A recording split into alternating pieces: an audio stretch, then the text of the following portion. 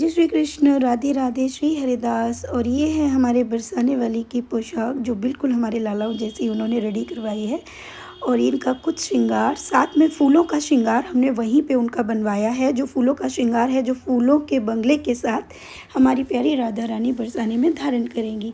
और सुबह निकलने से पहले हमने तैयार किया हमारी प्यारी राधा रानियों को, और उनके दर्शन करने के बाद उनको सिर्फ बाल भोग देने के बाद ही हम लोग निकल गए 3 बजे। और जब हमें 3 बजे निकलना होता है तब हमें बच्चों को शाम को ही 7 बजे हम सुला देते हैं और प्रभु से माफ़ी भी मांगते हैं कि हमसे अगर कोई त्रुटि है तो गलत हो तो माफ़ कीजिएगा, क्योंकि हम आप ही की सेवा में निकल रहे हैं। और उस रात हम बिल्कुल सोते नहीं हैं। आपको मैं ये भी बता दूँ, दिन में भी सोना नहीं, रात में भी सोना नहीं। अब उसके 3rd डे हम सोते हैं, जैसे कि आज सोएंगे।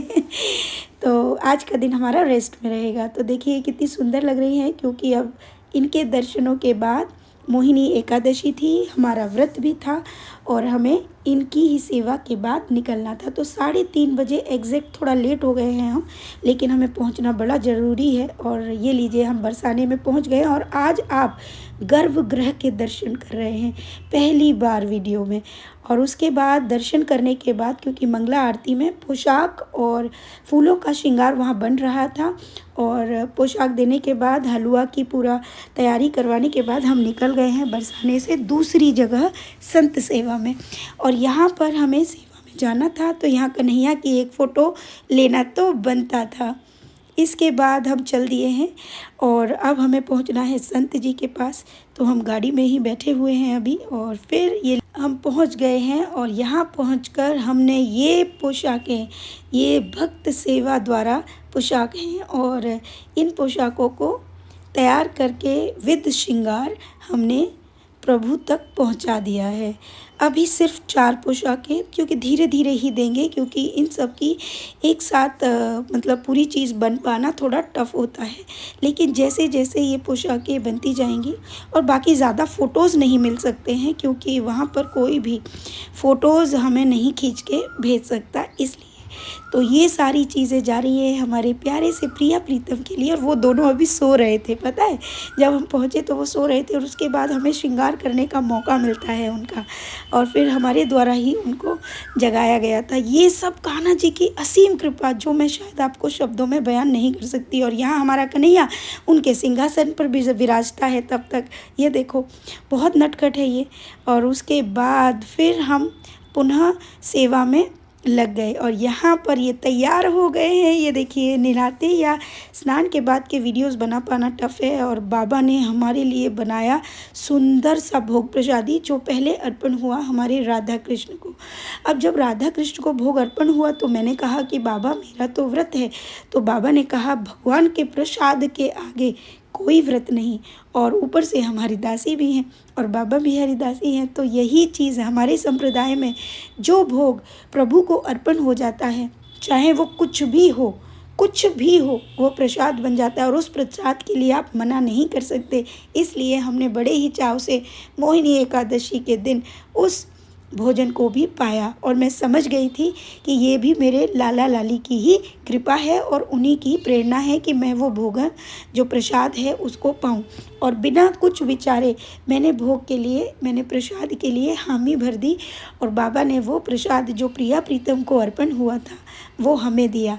इतनी मोटी मोटी पूड़ियाँ थी, लेकिन मैं आपको बता नहीं सकती उसका स्वाद कैसा था। शायद 7 जन्मों में भी ऐसा स्वाद किसी को ना प्राप्त हो, जो हमारी प्यारी, और इनका नाम भी हमने प्रियाजू ही रखा है।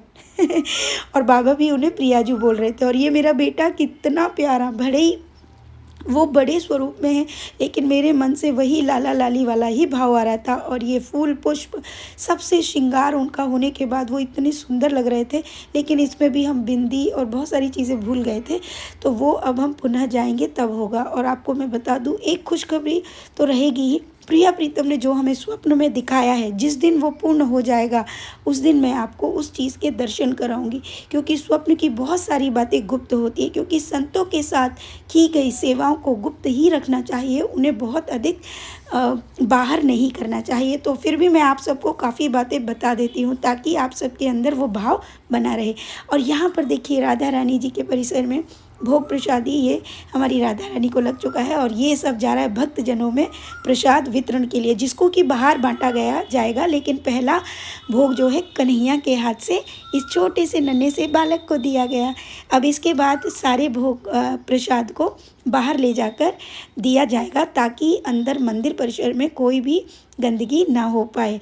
इसके बाद हम अंदर ही थे क्योंकि राधा रानी पोशाक धारण कर चुकी थी, बंगला सज चुका था, ऊपर से दहली इत्र दहली पूजा करने का सौभाग्य प्राप्त हुआ। और आज पहली बार गर्भगृह के दर्शन भी हुए और वो दर्शन जब खुले थे तो हमें बहुत आनंद मिल रहा था। ये देखिए यहाँ पास में ही मैं खड़ी थी और ये देखिए इतने पास से भी वीडियो बन पाया, ये भी राधा रानी की ही कृपा है।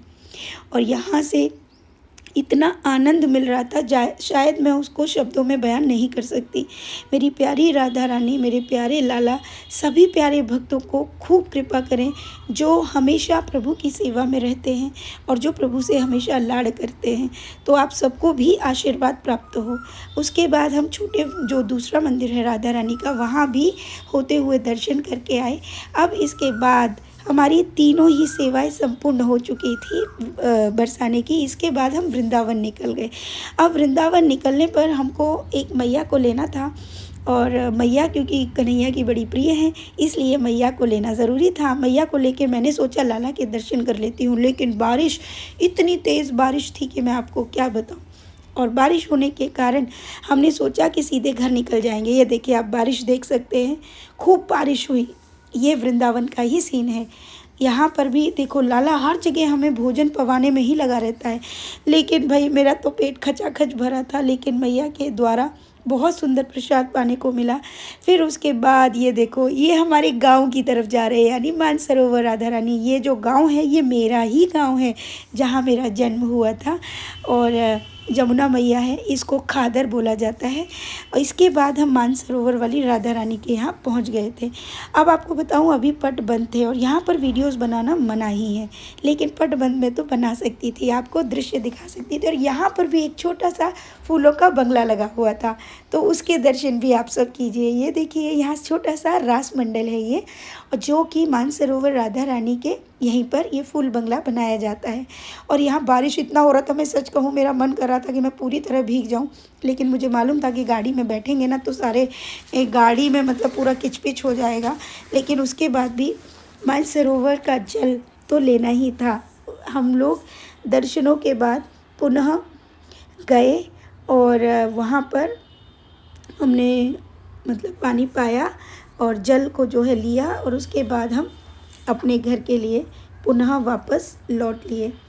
और यहाँ पर ये जब हम लौट रहे थे तो मैं आपको बताऊं कि जब राधा रानी बहुत होती है तब आप यकीन नहीं मानेंगे, इतनी बारिश होती है कि पूछो मत। तब वो लाला तक जाने ही नहीं देती, हम सिर्फ राधा रानी के पास ही रहते हैं। राधे राधे।